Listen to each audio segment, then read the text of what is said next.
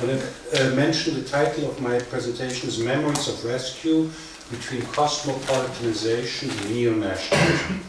And let me preface my remarks by alerting you to the fact that I'm not a Holocaust scholar, nor do I know much about the burgeoning field of rescue literature. I'm also not a historian, and it's probably not a good idea to start a keynote at a conference with these kinds of disqualifying disclaimers. I do so on purpose, for I will try to make the argument that the topic of rescue, its historiographical genealogy, and its political use, i.e. abuse, are intricately tied to a topic that I knew something about, namely the study of memory in general and the different permutations of Holocaust memory and the proliferation of memory politics in particular. So what I'd like to do in the next 30 or so minutes is to provoke you, for the sake of our continuous discussion during the next few days, by suggesting that one needs a memo-historical approach if one wants to grasp the proliferation of research and rescuers, and related, that the rescue, as many other topics, has two dimensions: the actual history of rescue in different countries and the way it has been told since the end of World War II. The latter is frequently not about the alleged rescue efforts, but mostly a screen to hide, expose the role of respective countries vis-à-vis the Nazis. And finally, that these recent strands of scholarly inquiry need to be understood against the background of a cosmopolitanized nemoscape. The argument here is not that this necessarily leads to the adoption of cosmopolitan values, but rather that contemporary memory culture has cosmopolitan potential. At the same time, we need to understand the neo-nationalist, I don't want to say emergence or resurgence in many parts of the world through the prism of cosmopolitanization and its rejection. Okay? So while I'm not going to tell you anything new in rescue matters, I very much hope that some of my comments will provide conceptual tools and have some heuristic use for your work and our discussions. Now, my remarks are based in part on my decade-long collaboration with Nathan Schneider and subsequent projects. Before I unpack the conference rationale about the various manifestations of memory politics and related issues, however, we do have to take a number of topical detours in my mind. The first one addresses the changing relationship of history and memory. Both are, in their scholarly and public incarnations, guardians of temporality. One of the ironies of the field of current memory studies and the memory boom that accompanied it is that it was launched by historians who were largely concerned with the declining significance of history. This development became prominently associated with Pierre Nora, his multi-volume enterprise, the Lieu de Mémoire, in German. Die Erinnerungsorte, thank you, is essentially a project that bemoans the demise of history at the expense of memory. For Nora, a staunch French Republican, this was a political and cultural loss. As he says, we commemorate because we no longer remember. Along with this transformation, Nora accurately notes that the transmission of memory has expanded to social forces outside the realm of the state, which frankly I think is one of his complaints. The coupling of state and nation was gradually replaced by the coupling of state and society. The nation-state is no longer the dominant and uncontested privileged site for the articulation of collective memories. Nora points to and deplores the erosion of the state's ability to impose a unitary and unifying framework of memory. The multi-volume work of which Nora was the editor was originally published in 1984. I think it was an article in a special issue in the journal Representations in 1989 that introduced the English-speaking audience to Nora's main points. Among the wide-ranging consequences of Nora's influential opus, which itself was translated in English and in a abridged version in 1998, was A, the introduction and subsequent near-totemic invocation of Maurice Halbwachs's theories about collective memories. There's no book today It doesn't mention the name Halbwachs. I don't think many people have read him. Such is the fate of classics. You just know what he has to say, which is fine, but has certain limitations. And B, the beginning of a scholarly memory boom that is showing no signs of decline. One disclaimer for the historians amongst you, who are probably already getting unruly in the chairs. My comments are not directed against the discipline of history as such. I can assure you, some of my best friends are historians. Rather, it takes aim at those who still believe that there's a neat divide between history and memory. Okay, so I'm clearly willing to take up that fight or argument later on. History writing itself has been affected, as earlier delineations between memory and history have given way to a blurring of the two.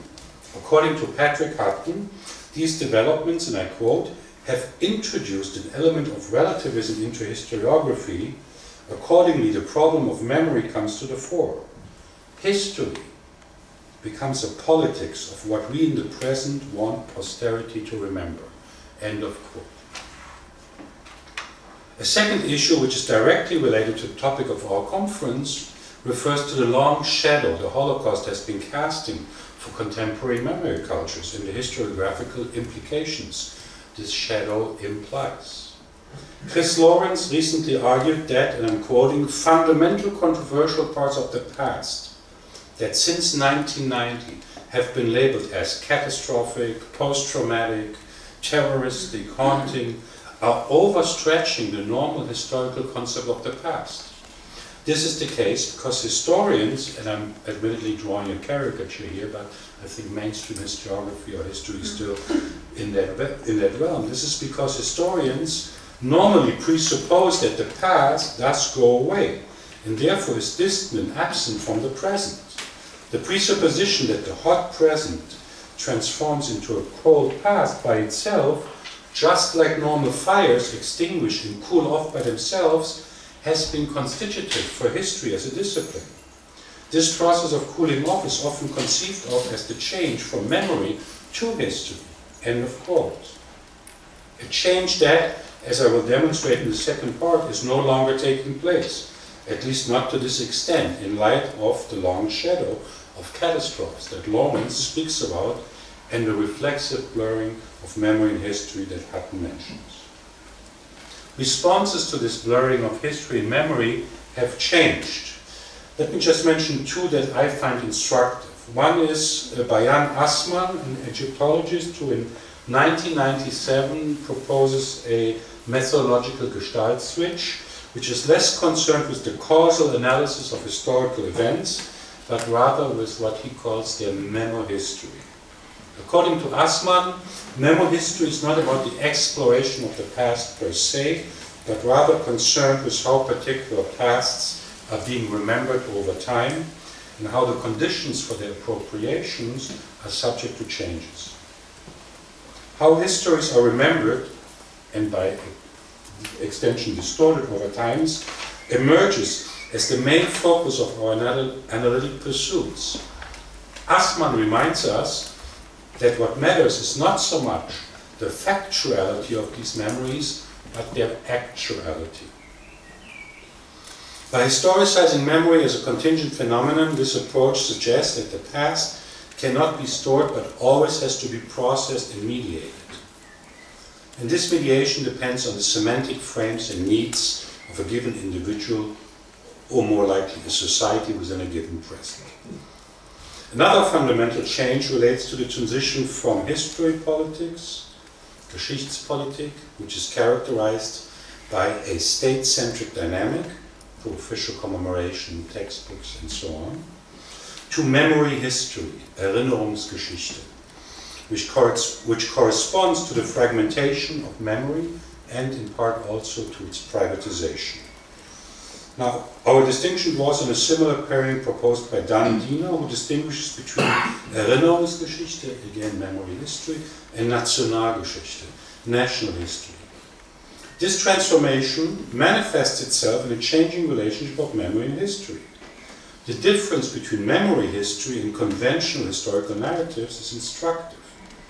History, for the most part, at least modern history, is a particularized idea of temporal sequences articulating some form, at least until, let's say, 50 years ago, national development. Memory, on the other hand, represents a coexistence of simultaneous time-transcending multitude of paths. Don't get me wrong, I'm not an advocate for memory here. I'm not saying one is better than the other. They're just very different in terms of their implications and what they do. So national history politics correspond to the telos of modernity, the kind of secularized religion. Memory can dissolve this sequence, as it implies the simultaneity of phenomena in a multitude of pasts. Memory history is a particular mnemonic mode which moves away from a state-supported and state-supporting national history, which is not to say that states do not use this mode as well, as we will see. I was about to say in a moment, but I'm afraid for the next 2 days. The previous attempted monopoly by the state to shape collective pasts has given way to a fragmentation of memories carried by private, individual, scientific, ethnic, and religious agents. To be sure, the state constitutes and exercises an important role in how we remember its history, but it is now sharing or competing the field of meaning production with a host of other players. Now, so this minimal historical background or term is the background against which Holocaust and its mnemonic representations became central engines for the development and consolidation of memory studies, and itself was transformed in the process. I'll very briefly speak about the book that Sophia mentioned from 2001, because there we more or less kind of articulated our thesis, which due to the unfortunate events in reality had to be modified again and again and again. I'm joking. This is exactly the point where the people who read it misunderstood it, but that's another issue. So during the early 2000s, Nathan Schneider and I were somewhat at the forefront of what is considered the third wave of memory studies. The basic question was, what is the fate of collective memories in the global age? Admittedly a broad category, but it resonates with what Sophia said before, transnational memory spaces and so on and so forth. The study of collective memory previously considered, and continues to a large extent, memory structures as being bound by tight social and political groups like the nation or ethnos. I should mention in parentheses that the NORA project was tremendously successful and has spanned a variety of, there's a German one, I don't know if there's a Polish one, I know there is a Finnish one, so there are all these kind of Erinnerungsorte things. I think here, I forgot, I think by Etienne and somebody else, right? There's such a thing. And? Hagen Schulze. Exactly, yes. So, if instead our central question was, what happens when an increasing number of people in Western liberal democratic societies are no longer defining themselves exclusively to the nation or their ethnic belonging? In our book, The Holocaust and Memory in the Global Age, published in 2001, we illustrate some of these transformative dynamics through an examination of how the Holocaust has been remembered in Germany, Israel, and the US between the 1940s and the late 1990s. We analyzed the vicissitudes of Holocaust memories within these countries and between them. Most of you are familiar with these cases to a certain extent. Our central argument is that the Holocaust has been confronted by various forces which have attempted to universalize it, to particularize it, and to nationalize it. But recently this memory has continued to exist on a global level. We show how the reception and globalization of Holocaust memories since the 1980s and especially during the 1990s informed the consolidation of a post-heroic age and widespread criticism of narratives of progress. Of course, there are other cultural artifacts that have contributed to questioning progress, the ecological movement, to name one which I think is actually more significant than the other, but progress became a dubious category. It was Adorno and Horkheimer all over again. Okay, so the negative dialectic of the Enlightenment and all of that stuff. We have referred to this as cosmopolitanized Holocaust memory. Rather than looking exclusively at the distinctive national features of their respective engagement with their past, we were interested in identifying whether and how memories of the Holocaust were shaping what we refer to as cosmopolitan memory practices. Suffice to say here, for the sake of my remaining comments, that ultimately what we refer to as the cosmopolitanization of Holocaust memory became the dominant trope against which particular narratives had to contend. To be sure, the formation of cosmopolitan memories does not eliminate the national perspective, but renders national into one of several options of collective identification. The cosmopolitan term suggests that particular orientations toward the past need to be re-evaluated against the background of global memoryscapes. Memories continue to be articulated within the nation state, but any particular attention is contending with a global mnemonic imperative underwriting the pluralization of memory channels, both in empirical terms, but also considering their normative validation, which has given way to a fragmentation of memory, no longer again beholden exclusively to the idea of the nation state. I know this might sound like a utopia for people who sit at the Polish Academy today, but I will make the argument that this framework, the cosmopolitan framework, is the framework with which neo-nationalists everywhere have to contend. We can discuss this, obviously.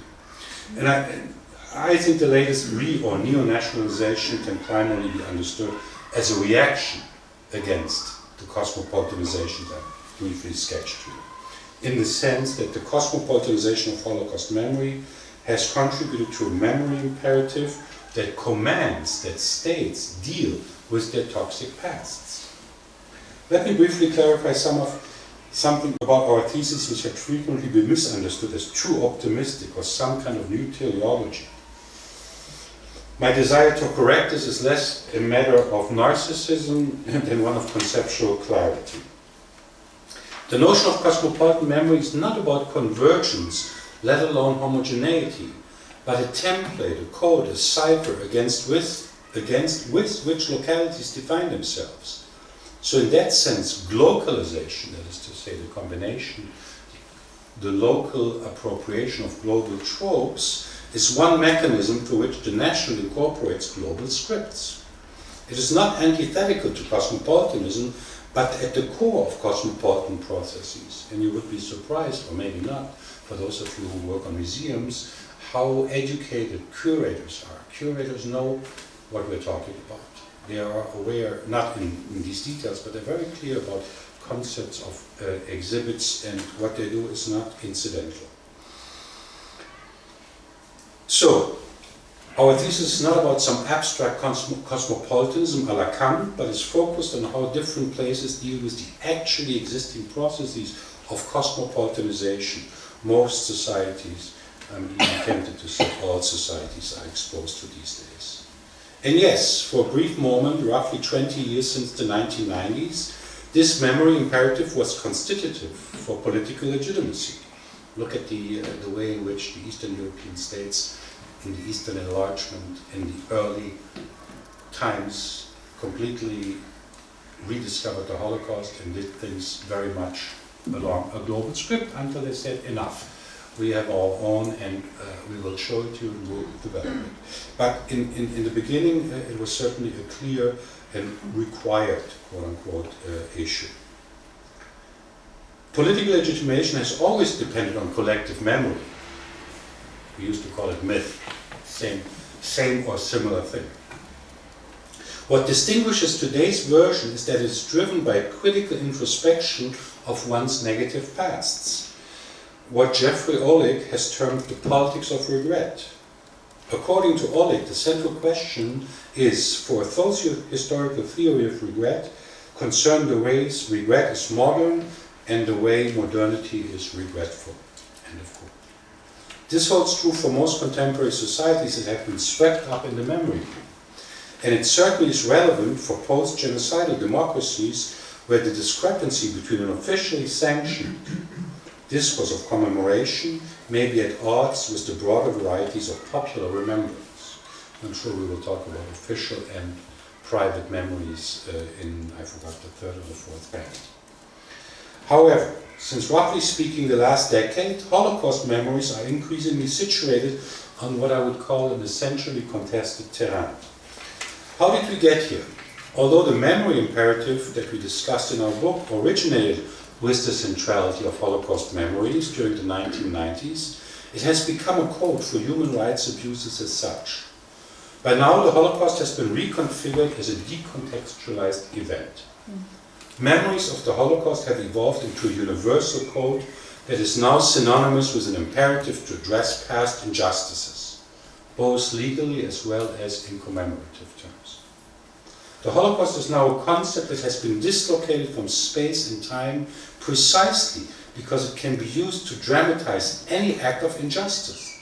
Hence its loose metaphorical deployment: ecological Holocaust, Victorian Holocaust, humanitarian Holocaust. I mean, basically, you name it and it has a Holocaust. The historian or the protagonist with autobiographical memories might be upset with this dynamic of de- and recontextualization.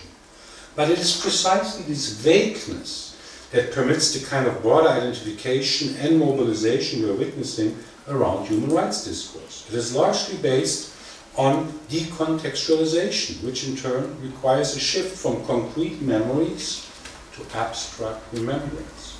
In other words, there's a move away from the concrete, i.e. particular experience, towards a more abstract, i.e. universal message. And admittedly, abstract, universal, concrete, particular do not neatly map onto each other, but have certain elements of it. The larger point here is that the commemoration of the Holocaust as a universal code for human rights abuses is ultimately about forgetting the particular experience and about redirecting the focus to symbolic, political and cultural practices that underscore the resolutions offered by the human rights regime rather than engaging with the historical event itself. To be sure, the argument here is not that memories of the Holocaust are universally applicable or resonate with the same salience, let alone meanings, for different groups. And as I will show in a moment, even or precisely in Europe, the presumed paragon of universalism, the Holocaust has moved from a symbol intended to provide a shared cultural foundation to one implicated in the competing notions of victimhood. Allow me to connect some of this to the recent emergence of rescue as a topic of scholarly inquiry. I don't have to go into details with a crowd of experts as to why research on rescue had to be rescued from political considerations. Obviously, most, if not all, countries were initially reluctant to touch the topic because of their own omissions that would have opened nothing short of Pandora boxes. And as we know from research, survivors, for instance, who could have been a potential source, were for a variety of reasons not interested to speak about it. There was shame to have survived in the first place, and underwriting all of it was the desire to integrate, assimilate into their new circumstances, often in different countries. Nothing to mention about the potential restitution demands arising out of such research. It could have complicated matters. Obviously, Cold War also helped to neutralize many of these debates. The topic surfaces on the background of several historical developments. Let me just mention three that strike me as particularly important. One is the end of the Cold War and the subsequent opening of some archives. Two is the aforementioned emergence of Holocaust memory as a global cipher and a legitimatory surcharge commemorating one's toxic past used to carry. And three is overdetermined by biology, namely the death of those potentially implicated in both collaboration and rescue. This is in tune with a more general observation about the rhythm modes of mnemonics. That is the question of time, how long ago did the historical event take place, and timing, how commemorative practices are patterned. We will be hearing a lot about this in the next 2 days. Recent developments in Poland are probably in everybody's mind, depending on where one stands and what polemics one likes, but the neologism of the Holocaust is but one expression of this kind of contestation. Obviously, this is highly contested and very charged. However, the use and abuse of the rescue topic is coming to the fore in the background of broader changes. Let me give you a series of examples that constitute a significant backdrop against which both rescue scholarship and the rather insidious appropriations we frequently witness when it comes to memory politics surrounding rescue efforts. The first one is comparisons. Let me start with the proliferation of comparisons in both academic and political realms. That is the fact that the Holocaust has become a legitimate point of comparison. We've come a long way from Ernst Nolte's claim that triggered the Historikerstreit in 1986. That is the charge that Nolte's comparisons between Nazism and Stalinism served as exculpation and relativization of Nazi crimes. Similarly, the inflammatory, no pun intended, polemics of Jörg Friedrich's widely debated works on the Allied monuments. However, during the last decade or so, such comparisons have been commonplace and are presented as legitimate historiographic correctives. Here, Timothy Snyder's Bloodland is a paradigmatic example. Tellingly, some critics have referred to these new comparativists as neo-Nolteans. That, of course, is also the source of Eastern European politics, where memories and charges against Nazism, communism, and chauvinism are competing with each other. I'm sure there are other elements, but this is more or less the kind of discursive space within which I think the rescue literature is operating. I will not bore you with examples that many of you are familiar with. Let me just highlight a few of the permutations that the ongoing tension of universalism and particularism produces. When we wrote about the changing shape of Holocaust memories during the second half of the 20th century, we stressed that the precarious balance of universalism and particularism can take many shapes. For instance, Germany has been lauded and is frequently referred to as the paradigmatic case for how to come to terms with the past. The polysemic notion of Vergangenheitsbewältigung has contributed to several works on this topic.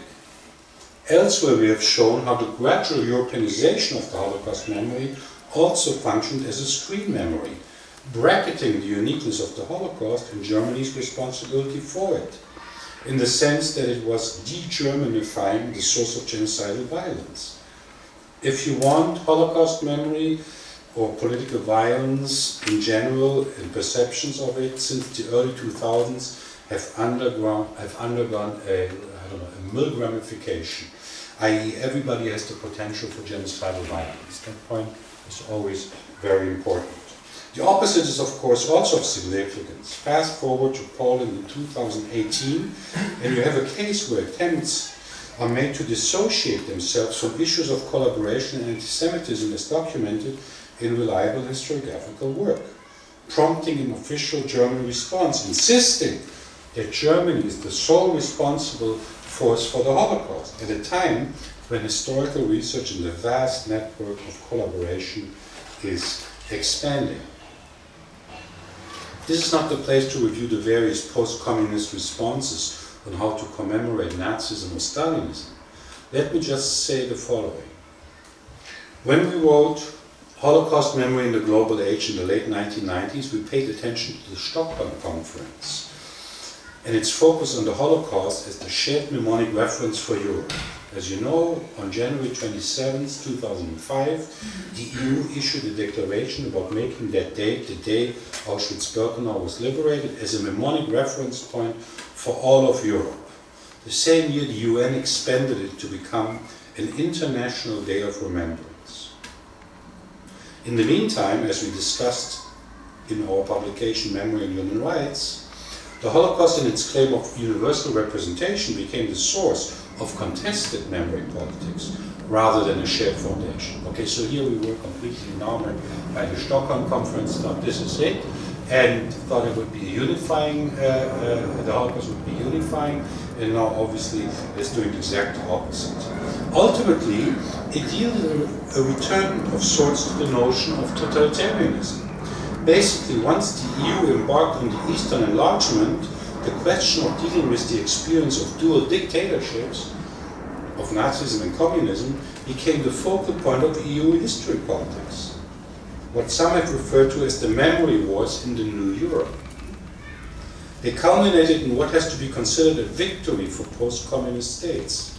On April 2, 2009, A large majority of European MPs, I don't remember the exact tally, but it was a large majority, voted on a resolution on a European conscious, on a day to celebrate, not celebrate, remember European conscience and totalitarianism, and declared August 23rd as the European Day of Remembrance for victims of Stalinism and Nazis.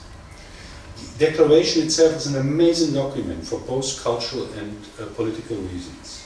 Let me, by way of conclusion, just direct your attention to some pointers from that declaration, underscoring both the lasting and the ephemeral nature of history and memory. This also serves as an outlook to highlight the contingency and distinctive modes of appropriation that are rampant when it comes to the memory-history nexus in general, and the rescue topic in particular.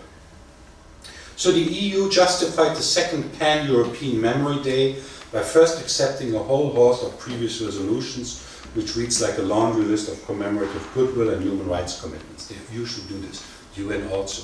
There's a very kind of formal language. We accept the declaration because it's like an additive thing. From the Universal Declaration of Human Rights to the commemoration of the Holodomor, resolutions about Srebrenica, and whatever human rights declaration have accumulated since the UDHR. I'm leaving aside the cumulative logic of these ritualistic endorsements and the selective conditions for mnemonic appropriations. Instead, I will focus on the official views on history and historiography and memory and their subsequent subversions. This will make it clear why we cannot foresee the past, let alone make reliable predictions about the future. Among the paragraphs, and I'm reading you from these official European statements, of the resolution you will find things like B, and I'm quoting, "No political body or political party has a monopoly on interpreting history, and such bodies and parties cannot claim to be objective." Followed by C, "Official political interpretations of historical facts should not be imposed by majority decisions of Parliament, whereas a Parliament cannot legislate on the past." And M, "My urges us to remember those who actively oppose totalitarian rule and who should take their place in the consciousness of Europeans as the heroes of the totalitarian age because of the dedication, faithfulness to ideals, honors, and courage." So in other words, politicians should not mess with historians and are not equipped to do so. This is 2009, today is what, 2018, and we are really at a point where we are told historians shouldn't meddle with politics rather than the other way around. Given what we know today about the current politics of memory and what used to be misleadingly called illiberal democracies, and has recently been addressed more accurately as electoral authoritarianism, we don't really have to engage in much interpretive labor here. I think many of you know what I'm talking about, and this will also come out in the single case presentations. Let me just highlight, by way of conclusion, and now I'm really concluding, a few aspects. We are in the midst of a proliferation of so-called memory laws. Remember, can't legislate. 2009. We know it's not our business. Now we're dealing, and this is not just in Poland and Eastern Europe, we have it elsewhere too, which are nothing new, but have taken on renewed urgency in light of what is going on in Poland, Hungary, Slovakia, and elsewhere. So despite the explicit call to avoid any form of juridification, it is exactly what we're debating these days. Moreover, the resolution illustrates that comparisons and the alleged balance of history tends to establish some moral equivalences and destroy others. For instance, the call to commemorate victims of communism can and has led to the discreditation of anti-fascist resistance and the rehabilitation of Nazi collaborators. Nothing to say that historical comparisons also function as screen memories, in this case as a mean to avoid engagement with toxic pasts. In short, memories of the Holocaust and the Gulag stand not so much for remembrance and reconciliation, but rather for very different political intentions. And I would add to this, it is not only response, but also frequently triggers intensified debates about collaboration, especially in light of the highly problematic popular official depiction and attempted legislation related to righteousness. that its attempts to emphasize the righteous frequently backfire as it clashes with the evidence gathered by empirical research that tends to unmask different attempts at self-heroization and other myths of resistance and rescue. I hope it is clear from my remarks that in the end our focus should be on the contingencies that shape how Holocaust tropes and among them rescue narratives should be studied. The purpose is to direct our attention to the essential question, namely, who is remembering what and where? In judging from the rich program, this is basically a preview of the exciting presentations we can look forward to at this conference.